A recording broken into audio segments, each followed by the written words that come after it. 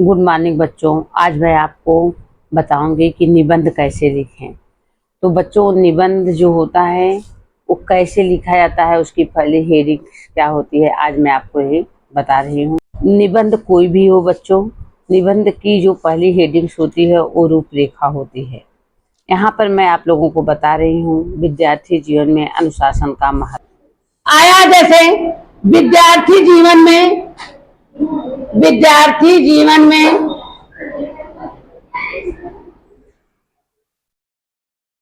विद्यार्थी जीवन में अनुशासन का महत्व। मान लीजिए आपके एग्जाम में आ गया अनुशासन का महत्व, तो आप लोग क्या करते हो, जो भी आपने लर्न कर लिया, रख लिया, वही को लिख देते हो, ऐसे ही करते हो।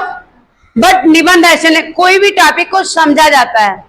निबंध का भी लेक्चर चलता है, उसको बच्चों को समझाया जाता है। तो सबसे पहले अंडरस्टैंड हम ये करते हैं, ये तो आपका विषय हो गया अंडरस्टैंड, ये आपका फॉर्मेट नंबर 1 हो गया विषय।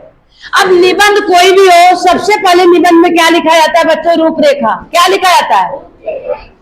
कोई भी निबंध हो, या पुस्तक की मित्रता हो, हमारा प्रिय मित्र हो, हमारा विद्यालय हो, विद्यार्थी जीवन में अनुशासन का महत्व हो, एक सैनिक की आत्मकथा हो, कोई भी चीजें हो, सबसे पहले निबंध कोई भी रहेगा रूपरेखा। अब आप बोलेंगे रूपरेखा का मतलब क्या होता है?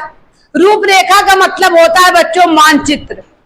जिस प्रकार से मानचित्र मैप में पूरा देश का ब्यौरा दिखा देता है, उसी प्रकार से रूपरेखा में पूरे निबंध का मानचित्र दिखा देता है। आप ऐसे लिखेंगे तो आपको अच्छा लगेगा, समझ रहे हो ना?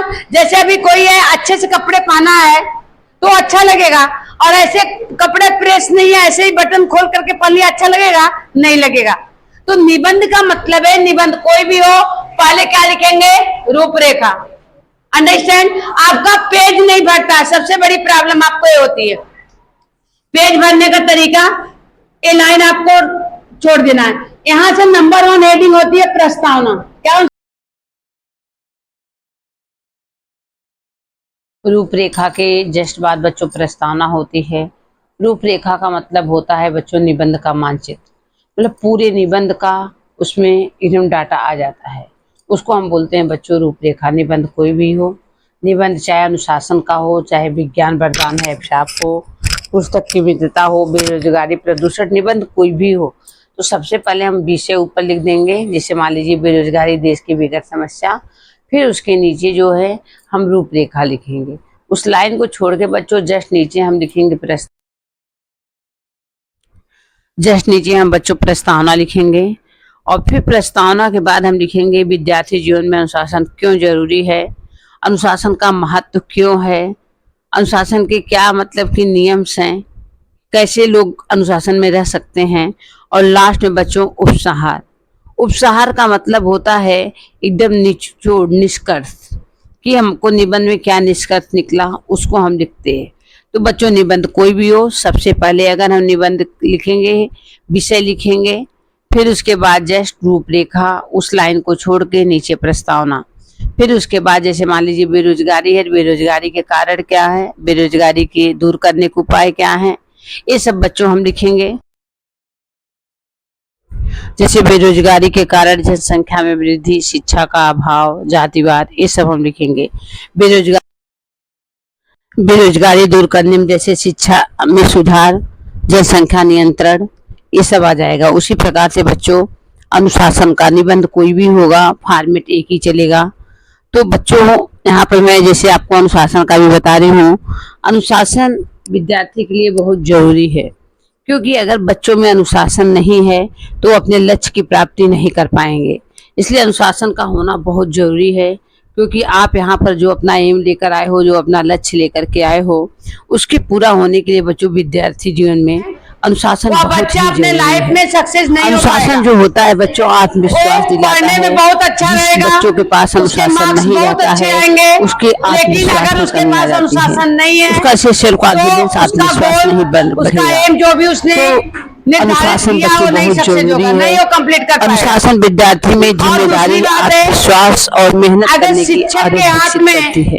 छड़ी जो वापस कर हमारा दी जाए, विश्वास निर्धारित तो होता है, हमारा लक्ष्य विद्यालय जो में, हमें देश लेकर के आए में हैं, हमको अनुशासन लाइफ में वापस आ जाएगा। कैसे आगे बढ़ना है, ये हमारे ठीक है? अनुशासन पर अभी भी एक्चुअली क्या है, बच्चों के निर्भर पास होता डर है। नहीं है, जिम्मेदारी कितना आत्मविश्वास भी में बोला करने जाता की है, आदत आप विकसित चुप करती रहिए, है। आप सुनिए, वो इनको नहीं समय का सुनना है, सही उपयोग करना सीखते क्योंकि हैं। अनुशासन नहीं जिन है। बच्चों के पास बच्चों और जिस बच्चे अनुशासन के है, पास देखिए वो लोग अनुशासन नहीं बच्चे है, पढ़ने में वो भी अच्छे एक रहते हैं मैसेज और सेव उनको करके समय रख का ले, भी बच्चों कितना भी अच्छा विशेष पढ़ने ध्यान में होता रहेगा, है, एकदम टॉप लेवल क्योंकि पे कर जिन्होंने लेगा, समय तो भी को वो कभी भी पहचान लाइफ लिया, में सक्सेस हो समझ पाएगा लीजिए वो नहीं। लोग बहुत ही आगे निकल जाते हैं। और इसको जो लोग समय को नहीं समझ इसीलिए पाते हैं, सब कुछ यहीं विद्यार्थी पर जीवन में रखा रह जाता शिक्षा है। के साथ साथ अनुशासन सिर्फ अनुशासन होना पढ़ाई बहुत नहीं जरूरी है, बल्कि जीवन के हर क्योंकि क्षेत्र जो में भी हम अपना सफलता दी गोल जाता है। निर्धारित किए हैं उसको हम तो आप निर्धारित बच्चों ये नहीं सब कर लिख सकते पाएंगे। हैं।